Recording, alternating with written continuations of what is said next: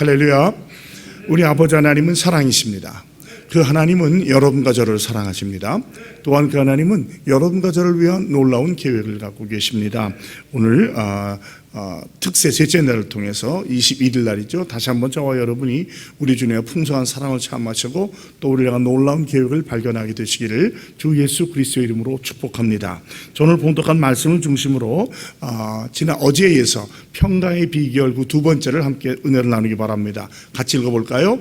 평강의 비결. 사실 제 말씀을 계속 이게 시리즈 이어가고 있는데 그 핵심이 뭐냐면 오늘같이 그 불안과 두려움과 불신의 시대에서 어떻게 신앙생활을 하면서 평안하게 평강으로 살아갈 수 있을까 하는 거예요. 안락한 생활이 아니에요. 세상처럼 무슨 돈, 명예, 권세를 누리는 것이 아니라 내 심령의 평안을 누리면서 환경에 좌지우지되지 않고 어떻게 주님을 따라 살아갈 수 있는가, 여기에 대해서 말씀을 나누고 있습니다. 첫날 나눌 말씀이 그 방법은 여호와를 신뢰하는 것밖에 없다는 것이죠. 변할 것을 의지하지 마시고 변치 않는 주님을 신뢰하고 주님을 인정하고 내가 잘난 척하지 말고 악을 떠날 때에 주님께서 우리를 평강에서 평강으로 보존해 주실 줄로 믿습니다. 둘째 날은 좀 더 구체적으로 그러면 이 여호와를 신뢰하는 게 뭐냐? 그것이 무엇으로 나타나면 심지가 견고한 것으로 나와요. 물질, 명예, 권세로 나를 지키고 성을 쌓는 것이 아니라 내 마음을 잘 지키는 거예요. 심지가 견고하다. 그것은 주님을 사랑하고 신뢰하고 변함이 없는 것이죠. 그런 자를 평강에서 평강으로, 즉 완전한 평강으로 인도해 주신다라고 말하고 있습니다. 자, 오늘은 그 세 번째로 평강의 비결 중에 하나가 뭐냐면 관계가 참 중요하다고 그래요. 인사가 만사라고 하잖아요. 인생 모든 게 그 관계의 문제다. 하나님과의 관계, 나 자신과의 관계, 이웃과의 관계, 그 관계는 배우자와의 관계, 부모, 형제, 자매의 관계, 뭐 직장 동료, 선배, 후배, 학교 친구들, 선배, 후배, 또 교회 안에서 말한다면 성도들과의 관계, 교육자들과의 관계, 모든 관계, 더 나아가서는 재물과의 관계, 또 이 세상과 자연과의 관계, 마지막으로 마귀 사람과의 관계를 다 잘 정립하고 지켜나가야 우리가 바른 삶을, 평안하고 안정된 삶을 살 수 있다는 것이죠. 이 관계가 조금이라도 틀어지면 그때부터 불안과 근심, 걱정, 염려, 두려움이 생겨야 되거든요. 불신까지 생겨요. 이제는 사람도 못 믿는 거예요. 배우자끼리도 못 믿고 또 교육자 간에, 성도 간에도, 교육자 성도 간에 믿지 못하는 안타까움이 생겨요. 그러면 이제 마음이 흔들죠. 이것을 극복하는 방법이 오늘 나와 있어요. 저는 이제 내일 모레에 걸쳐서 계속 이 말씀을 나누게 될 텐데 오늘 이 말씀 빌립보서는 사도 바울이 감옥에서 썼기 때문에 옥중서신이라고 그래요. 옥중서신을 쓰면서 바울이 계속 기뻐하라는 말을 많이 써요. 주 안에서라는 단어와 기뻐하는 단어. 빌립보서의 주제는 기쁨입니다. 그리고 그 앞에 항상 붙는 전치사가 뭡니까? 주 안에서라는 거예요. 그러니까 한마디로 주 안에서 기뻐하라는 게 그 빌립보서의 그 핵심이라고 말할 수 있어요. 오늘도 보면 4절에 나와 있잖아요. 그리고 7절과 9절에 보면 그리스도의 평강의 하나님, 하나님의 평강이 너를 지켜주겠다. 즉 평안의 삶의 비결이 여기에 나와 있는 것을 우리가 깨닫게 됩니다.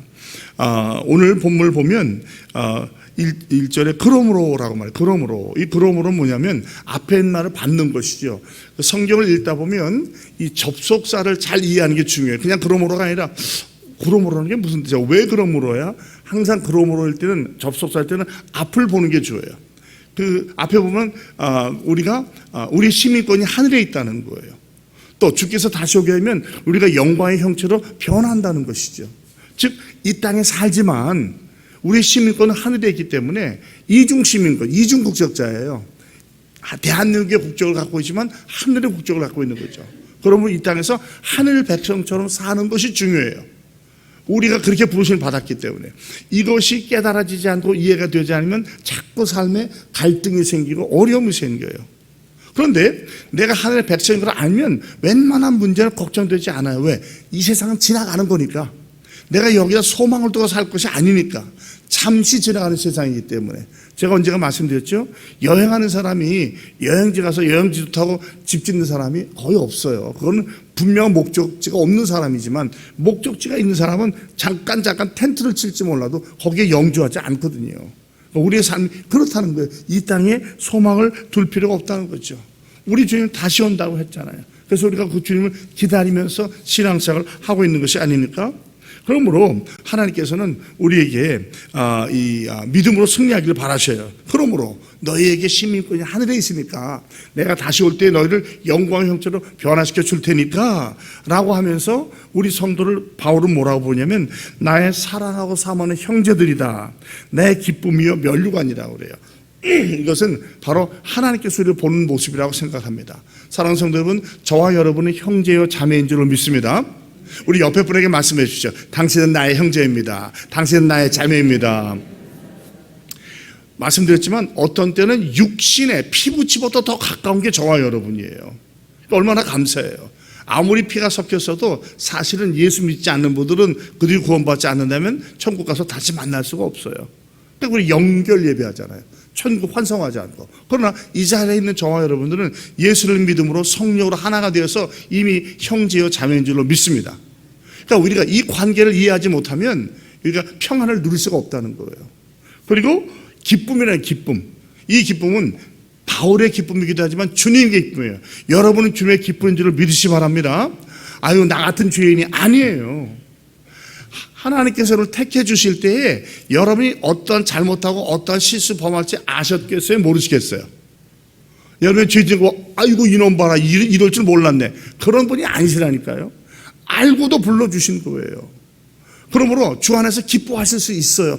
아유 나는 연약해서 안 돼요. 그렇지 않아요. 그게 오히려 하나의 마음을 아프게 하는 거예요. 주 안에서 기뻐하십시오. 여러분 주님의 기쁨입니다. 더 나아가서 뭐라고 했어요? 나의 면류관이다. 면류관은 뭐예요? 내 기쁨의 극치라는 거예요.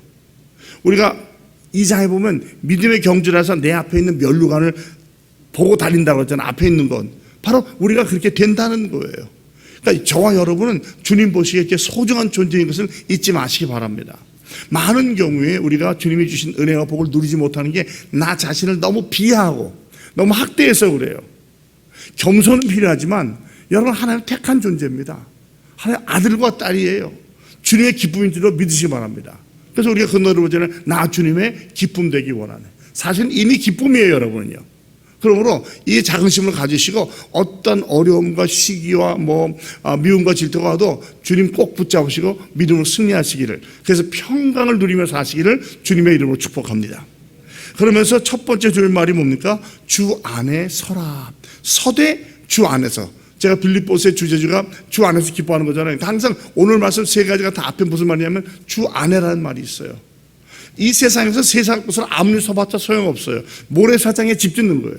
그러나 반석이신 주 안에 서게 되면 흔들리고 넘어질죠. 몇 가지 가지가 부러질지 몰라도 든든히 서는 줄로 믿으시 바랍니다. 흔들지 말라는 거예요. 여기서 선다는 말은 군사용어예요. 군사용어. 우리 군대에 전쟁할 때 이제 지금은 기계가 많이 발달해서 직접 대해서 싸우지는 않지만 원래 옛날 전쟁을 보면 어떻게 합니까? 진을 치잖아요. 딱 앞에 쓰잖아요. 그리고 계속해서 전진하고 부딪히는 그런 거예요. 그리고 또 중요한 것은 이 선다는 말은 공격 용어보다는 수비 용어예요. 자, 승리는 이미 주님께서 이뤄놓으신 줄로 믿습니다. 우리는 승리를 위해서 싸우는 게 아니에요. 승리를 지키기 위해서 싸우는 줄로 믿으시기 바랍니다. 이걸 오해하면 자꾸 우리는 하나가 되어야 돼. 아니요. 하나가 된 거예요. 형제요 자매인 거예요. 이제는 주께서 승리하는 것을 지키기만 하면 되는 거예요. 그때 수비하기 위해서 딱 내 자리를 지키는 거예요. 그래가지고 누가 사실 서로 발을 끼고 흔들리지 않는 거예요. 만약에 그 중에 하나가 쓰러지면 글로 원수가 치고 들어올 수 있거든요. 그래서 서로 손을 잡아주고 든든히 서는 거예요. 나 혼자만 서도 안 돼요. 이 기독교의 삶은 공동체적이에요. 혼자 승리하고 지는 게 아니라 함께 가야 되는 공동체성이 있습니다. 그리고 서로를 돌아보면서 손에 손을 맞잡고 믿음으로 이겨나가는 저와 여러분이 되길 바랍니다. 바울 때는요, 내우 외환이 있었어요. 우리의 문제는 항상 내우 외환이에요. 외환보다 내우가 더 커요. 바로 뭐냐면 우리 안에서는 율법주의자들이 오고 쾌락주의자들이 와서 죄 져도 괜찮아, 아니면 너희 몸을 학대하지 않으면 안 되라고 이야기해요. 거짓 교사들이 교회 안에 있었어요. 밖에서는 교회를 핍박하는 거예요. 환난과 핍박은요 생각외로 이기기 쉽습니다. 그런데 우리 안에서 우리가 갈라져 버리면 정말 어려워지는 거예요. 이제 두 번째로 조금 있으면 그 얘기를 하거든요. 유오디아와 빌리게를 얘기하면서, 순두개를 얘기하면서 같은 마음을 품으라는 거죠. 여러분, 어찌 보면요, 교회 생활이 평안하지 않으면 내 신앙 생활도 평안할 수 없습니다. 아무리 열심히 일한다고 그러고 아무리 해도 교회 왔는데 기쁨이 없어. 행복하지 못해. 그러면 자꾸 허탈함이 생기고 그때부터 자꾸 손을 놓게 되는 거예요. 교회에 관심이 없어져요. 그럼 그 신앙생활은 넘어지는 시간, 마귀 사단한테 넘어가는 거예요. 무슨 일이 있어도 교회 안에서는 하나됨을 지키시는 저와 여러분이 되기를 주님의 이름으로 축복합니다. 외우내환이 우리 삶은 그래요. 그런데요, 역사를 봐도요, 이 인류 역사는 21개의 큰 전쟁 중에서 19번이 내분으로 졌어요. 내분으로. 외우로 진 적은 거의 없습니다. 진시황이 만리장성을 쌓았어도 외부에서 무너뜨린 게 아니라 내부에서 갈라지면서 그 외부의 물질의 뇌물을 받고 문을 열어줘서 진 거예요. 마찬가지입니다. 우리가 안으로 하나 되고 든든히 서면요, 웬만한 마귀의 불화살을 다 막을 줄로 믿습니다. 그러므로 하나 되게 한 것을 힘쓰는 거예요. 이것이 우리에게 중요한 것입니다. 다시 말씀드립니다. 주 안에서 서십시오. 다시 말하면 말씀 위에 뿌리를 내고 서시는 저와 여러분이 되기를 주님의 이름으로 축복합니다. 두 번째 뭡니까? 같은 마음을 품는 거예요. 2절입니다. 내가 유오디아를 권하고 순두개를 권하노니 주 안에서 같은 마음을 품으라. 제가 그랬죠. 순두부가 아니라 순두개다. 이 두 사람은 이 교회의 아주 굉장한 여성 지도자였어요. 초대교회 보면요, 그 여성 지도자들이 많이 나타납니다. 특별히 빌립보 교회는 루디아라고 하는 그 여자를 만나서 교회가 시작되거든요. 그러니까 벌써 루디아, 유오디아, 순두개 세 명만 해도 이 굉장히 중요한 지도자였어요. 그런데 안타깝게도 이 둘 사이에 어떤 갈등이 있었던 것 같아요. 이들은 다 주를 위해서 열심히 일하던 여인들이에요. 그러니까 잘하려고 하다 그런 일이 생기는 거예요. 교회 안에서 그렇지 않습니까? 잘하려고 하다가 문제가 생겨요. 그러다 보니까 이게 섭섭해지고, 제가 종종 섭섭마귀라는데 이게 들어오기 시작하면요, 풀리지가 않는 거예요. 그러니까 이럴 때는 빨리 우리가 같은 마음을 품을 수 있도록 애를 써야 돼요. 같은 마음이 뭡니까? 너희 안에 이 마음을 품으라. 곧 그리스도의 2장 5절이죠. 그리스도의 마음을 품는 거예요.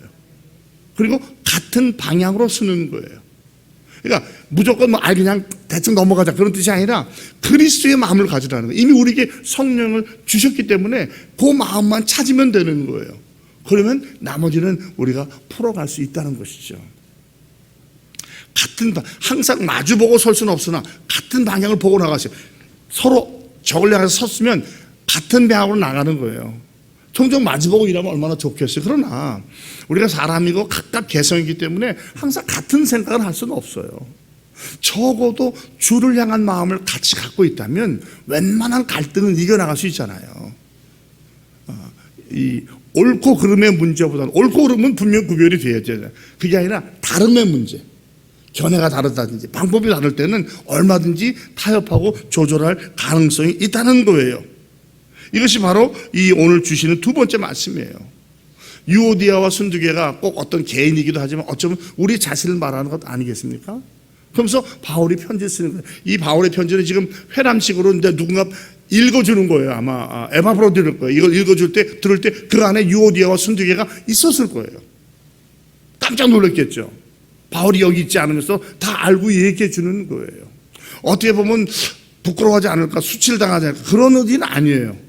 회복시키는 겁니다. 교회 안에서 징계와 책망을 하는 것은 그 사람을 넘어뜨리거나 죽이려고 하는 게 아니에요. 살리려고 하는 거예요. 징계의 가장 큰 목적은 살리려는 거예요. 권징하는 이유는요. 그러니까 종종 우리가 마음에 안 들면 저거 쳐야, 그거 아니에요. 그건 절대로 교회의 방법이 아니에요. 그럼 반드시 부작용이 생겨요. 핵심은 사랑으로 살리기 위한 거예요.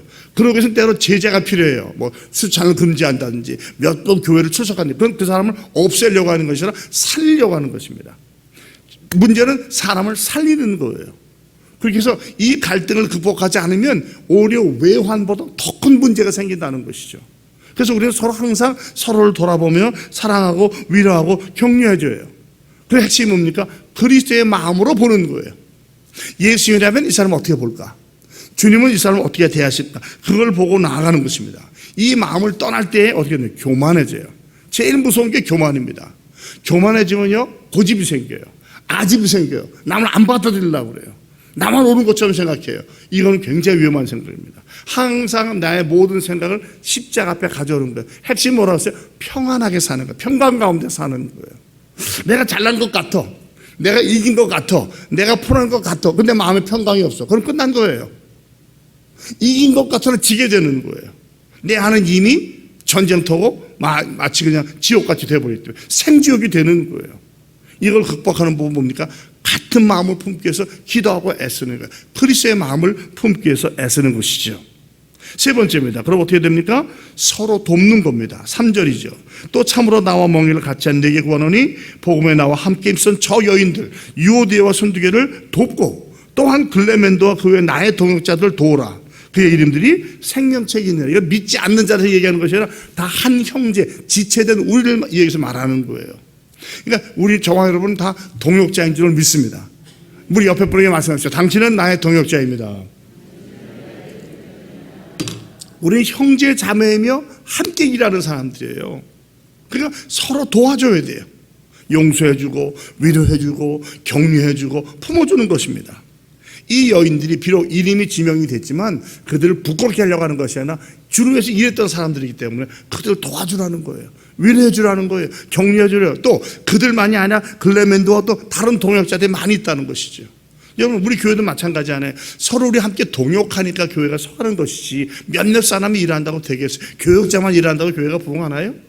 장로님들만 힘들다고 교회가 부흥하나요? 그렇지 않아요.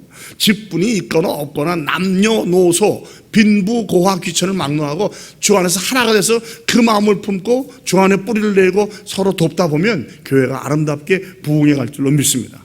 요즘에 가장 아름다운 모습이 우리 특세와 함께 날련보잖아요. 매일 2시에 모여가지고 일정 숫자로 기도하고 나가서 전도해요. 여러분 당장 지금 열매가 안 보일지 모르지만 저는 놀라운 역사가 시작되고 있다고 믿습니다. 하늘에서는 큰 기쁨이 있을 거예요. 우리가 전도지를 나누는 사람이 우리 눈에 당장 구원 받았는지 안 받았는지 모르지만 하늘에서 이미 아시기 때문에 그들에서 반드시 구원받고 천국 갈 사람이 있는 줄 믿습니다. 이미 천국 장치는 시작된 거예요. 그러므로 우리는 이것을 믿음으로 받아들이면서 서로 돕는 겁니다. 위로하는 거예요. 격려해 주는 거예요. 위로와 격려가 얼마나 많이 필요합니까? 신앙생활에 있어서. 그것이 바로 저와 여러분이 해야 할 것입니다. 말씀 맺겠습니다. 우리가 정말 주 안에서 평강을 누리려면 주님을 신뢰해야 돼요. 주님밖에 의지할 분이 없어요. 그리고 마음을 더욱더 견고히 해야 돼요. 지켜야 돼요. 마귀의 사단과 인간적인 꾀임에 넘어가면 안 돼요. 그 다음에 오늘 중요한 3가지 구체적으로 어떻게 하냐 말씀을 뿌리를 내리십시오. 그 다음에 같은 마음을 품으십시오. 그리고 서로 도우십시오. 그럴 때 이것이 우리 안에 평강을 누리는 비결이 될 겁니다. 나만 잘한다고 되는 게 아니에요.